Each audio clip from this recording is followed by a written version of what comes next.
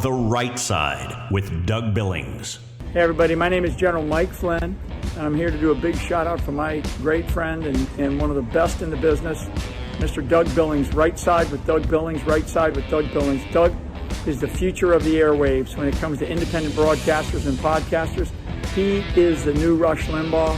He's exactly what America needs right now, looking for honesty, looking for wisdom, looking for truth, looking for patriotism. Listen to Doug Billings at Right Side with Doug Billings. God bless you and God bless America, and thank you. Ladies and gentlemen, we are winning. We're winning. Welcome to The Right Side with Doug Billings. Are you ready? We are not liberal snowflakes who melt away in the face of tragedy, adversity, and challenge. We are a covenant nation under God, and his divine providence is not dead and it's not gone. It is living within each and every one of you. And you will bring it to life in such a way that the world has never seen before. We never back down. We never give up. We march forward.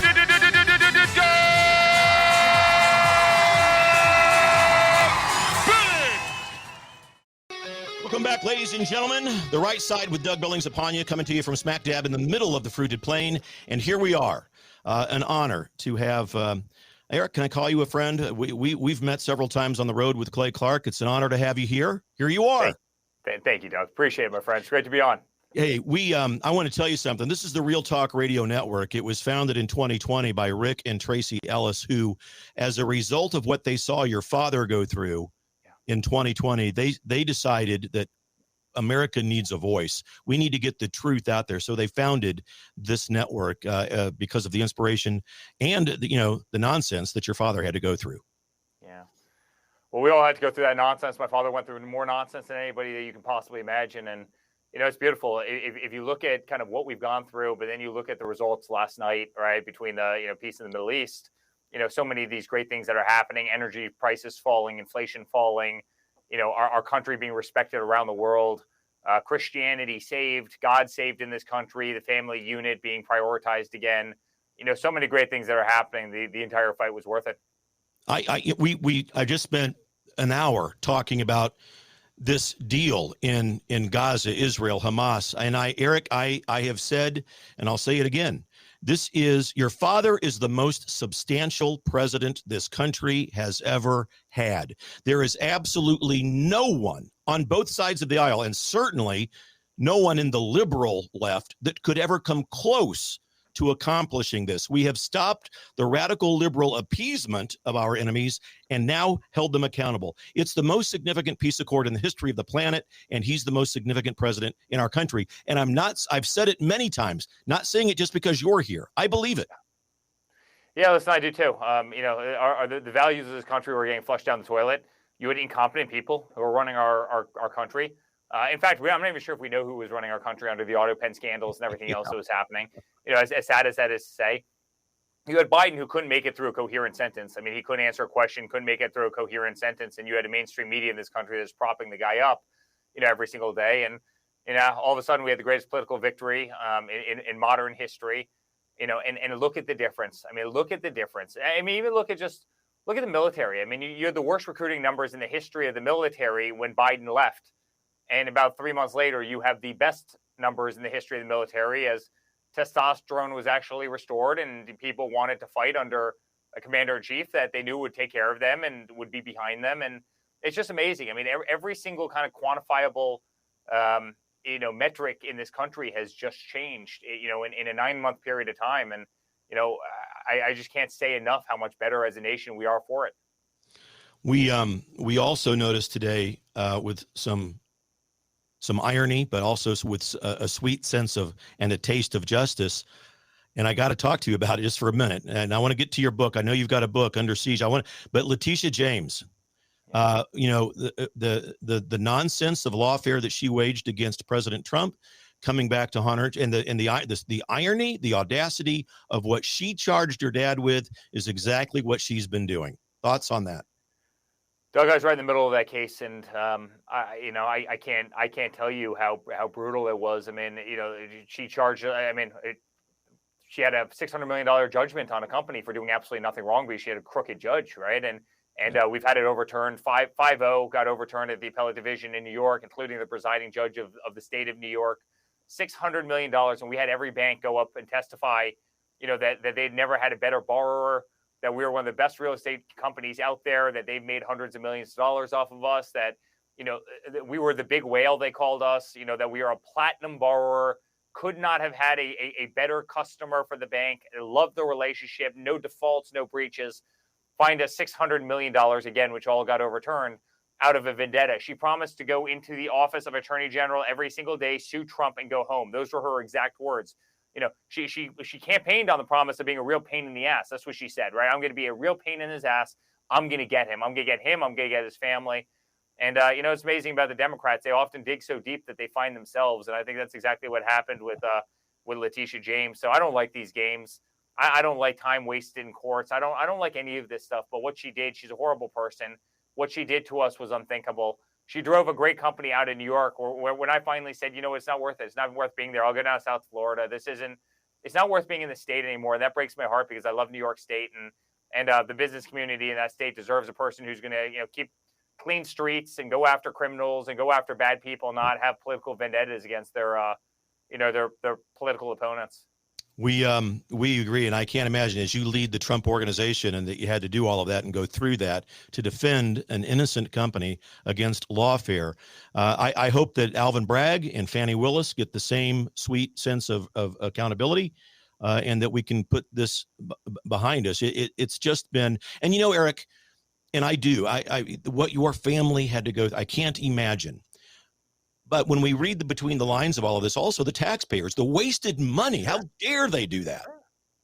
I mean, listen, Alvin Bragg shut down all of New York, all of Lower Manhattan, the FDR Drive every single day, for 6 months for a $130,000 payment, which was totally legal, made by a lawyer that my father didn't even sign, and charged him with 34 felony counts, again, all of which have been overturned at this point. Over $130,000, like no one buys it, right? Al Capone got charged with one felony, and this is Al Capone. My father got charged with 34 over $130,000. Give me a break. No one believes it. And honestly, it's a lawfare that actually elected Donald Trump president. As conservatives, we're able to see in the moments of adversity, challenge, and tragedy, blessings that are waiting to be born. That liberals cannot do that. That's why they react by having Soros buy and deliver pallets of rocks, bricks, and stones to street corners so they can throw them through storefront windows. But we know in the midst of it all, there's blessing waiting to be born. And perhaps the blessing, or one of them at least, perhaps, maybe it's the Democrat Party that really doesn't even exist anymore, Eric. I mean, I call it the Commune Socialist Party. Clearly not a pro-America political party. They purposefully plan chaos everywhere. Portland, Seattle. You and I have been to Portland for the Reawaken America tour. We've been to various cities throughout the country. We see it. We go there on purpose. And there's no other conclusion that anyone with any shred of intellectual maturity can draw other than to say, you know what, they're right. Eric and Doug, they're right. It's purposeful chaos. And your father is the target because he represents and he is the end of the swamp. Let me get your take on that. Well, that's right. I mean, every single day. I mean, I saw one of the Democrats the other day, fighting against the fact that my father's taking out drug boats as they run fentanyl into, California and into the United States of America. I mean, I personally have 4 friends that have lost children to fentanyl, right? And you have Democrats that are coming out there saying, how dare you blow up these boats? I mean, I can't believe it. These people didn't get, due process or whatever the hell their argument is. And I'm sitting there saying, you have these skiffs that are flying northward filled with burlap sacks of drugs, which is going to poison our youth and kill thousands of people. I mean, that's how radical the Democrats have done. And, it's the same thing when you have, women men my size swimming in women's sports, 6'5" guys swimming in women's sports. And you have the same thing with the DEI nonsense, all over the place. I mean, people are sick and tired of it. And the Democrats have run away from the average person. They have no leadership. They've got no message. And, I think the party's all but dead. Eric, let's talk about your book, Under Siege. And let me tee it up by saying this. I think Barack Obama, the first American president who dared to say one of the most un-American campaign slogans I have ever heard, the most un-American. America needs to be fundamentally transformed. Remember, as soon as I heard that, I knew that we were under siege. I knew that they wanted to transform us fundamentally away from the intent of the founding fathers and the divine providence of God. Yeah. But let's talk about your book. Tell us about it. Yeah, Under Siege, it went to #1 on Amazon. It's doing incredibly well. I mean, I really think people in this country are making a statement. I know they're making a statement based on book sales. It's skyrocketing, and it's been unbelievable. It's been so well received. But listen, I think you saw the fight that our family went through to save this country. Yep. Whether it's the dirty dossiers, whether it's the impeachment #1, impeachment #2, the Russia hoax, which I was right in the middle of. I mean, literally saying that we had secret servers communicating with the Kremlin in the basement of Trump Tower. It was all lies. I became the most subpoenaed person in American history for not doing a damn thing wrong. Every AG, every DA, every gag order that they put on our family, taking us off of ballots, in Maine and in Colorado, weaponizing every aspect of this system, taking us off of Twitter, taking us off of Instagram, taking us off of, YouTube and every single platform, trying to silence our voice, trying to get rid of our First Amendment right, leaking our tax returns, raiding Mar-a-Lago, raiding Melania's room, raiding, Barron's room. They did everything they could to destroy us. And then they tried to kill my father in Butler, Pennsylvania. And then they tried to kill my father again in Palm Beach. And then they killed Charlie Kirk, and they shot, Steve Scalise, who's a friend of ours, another Republican figurehead. They tried to kill, Kavanaugh, as you know better than anyone. They attacked Kavanaugh. They made up the most unthinkable things about him. I could continue to go. I could go on and on with how they put our family under siege. But Doug, they weren't just putting us under siege. They were putting you under siege, right? They were putting every independent, non-controlled voice under siege. They were putting every person listening to us under siege, right? They were going after their ministers, and they were weaponizing the IRS against their churches, and they were weaponizing the IRS against them, and they were taking away their voice, and they were silencing them and turning down the dials on their social media platforms, and they were going after their families, and they were jumping over qualified people who were about to get jobs because of DEI and because and Catholics. They wanted to rewrite the rules. They were prosecuting Catholics, and they were prosecuting people who didn't want revisionist history taught to their children, and people who were fundamentally against them allowing their 5-year-old boy or daughter to choose where they were on a gendrum spectrum in the classroom. And they did this to all of us, and the American people spoke out. We might have been the tip of the spear. We might have been the people that they were coming after in a macro way, as they weaponized every aspect of the DOJ, of the FBI, of the Biden administration, of Letitia James, of Alvin Bragg, of Jack Smith, as they planted files at Mar-a-Lago and then made up the fact that they had classified folders. And they tried to kill us in every way, shape, or form. Then they physically tried to kill my father twice. Then they killed Charlie Kirk. I'm watching blood come out of the neck of a dear friend of mine. They put our country under siege, and somebody had to tell the real story. And the book comes out on Tuesday, and I promise you, it is going to ruffle some of their feathers, and they deserve to have their feathers ruffled, because honestly, they are the most dishonest, set of criminals in the history of this country, what they tried to do. But thankfully, America spoke, and we all won. Every single person listening to us right now, you won, we all won. We're saving this country right now. Great things are happening to the United States of America. We're restoring freedom. We're restoring God. We're restoring our Constitution. We're restoring red, white, and blue. You no longer have Colin Kaepernick and all these people kneeling for the national anthem, and the women's soccer teams, Olympic soccer teams, turning their backs when they raise, the American flag. We have our country back. We have our family unit back. We have our Constitution back. We have the respect around the world. And I couldn't have been more proud to be part of that fight. So that's Under Siege. And that's why the book is doing so well. And it's a hell of a story. And I encourage everybody, go buy a copy. Go to Amazon right now, buy a copy, and let your voice be heard. Because honestly, this is a referendum against these criminals. Make no mistake. It's a referendum against the criminals who tried to destroy us as they intended to destroy the country. Ladies and gentlemen, Amazon.com, Under Siege, the Eric Trump new book. Please, really, head over there. Eric, in the closing couple of minutes that we have here with each other, what, as you, with the particular set of glasses that you have based on the hindsight of everything that you've been through, and I know, I hear you, America is back, America first, strength, peace through strength.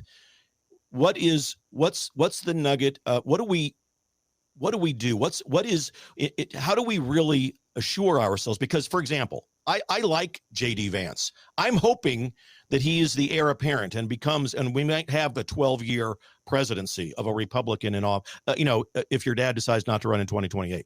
But I hope that we can do that. And I think that the sheer ignorance of the radical left and their incapability to self-reflect on what they've done, instead they double down on the transgender myth and everything else, the most radical leftist pairing in our country's history with Tim Walz and Kamala Harris. It almost makes me think the presidency wasn't their ultimate goal, but they want to continue to push the needle in this country, politically and socially, as far to the left as possible. Well, listen. I don't think I've ever heard it said better than what you said. Their lack of ability to self-reflect. Listen, I'm a business guy. I run a very big company. Obviously, I run every aspect of the Trump organization, and if something's not going right, you can self-reflect and say, you know what, we could have done this better. We could have done this a little bit differently, right? And you do that every day as a business leader. You do that every day. Tampon Tim. You just mentioned Tim Walz, Tampon Tim. Shocking that a guy who wants to put tampons in boys' bathrooms in Minnesota gets zero support. Who would have thought? Who would have thought that the first person to drop out of the 2020 Democratic primaries was Kamala Harris with zero support? Yeah. Maybe we don't want to do that again, where we take the person who has zero support, and overthrow government, overthrow Joe Biden, and put this person, in place. Maybe you wanted to go to the person who had the most support or the second most support, right? As opposed to just subverting democracy and putting in some DEI pick that clearly no one liked, because if people liked her, she would have done a hell of a lot better in the 2020 primaries, right? But there is no self-reflection. Guess what? Maybe people really are upset that every illegal immigrant is getting free healthcare in this country, coming across the border, filling our kids' schools, taking a lot of resources, that could have been used for our own citizens. Maybe we don't want to die on that hill. Maybe we should have closed borders. Maybe we should actually have a process. Maybe we don't want to fight against fentanyl coming into this country. Maybe we don't want to fight against guys Eric Trump's size, again, swimming in collegiate women's, swimming. Maybe we don't want to fight against these, and maybe we should focus on things that actually matter to people. And yet they're incapable of doing this.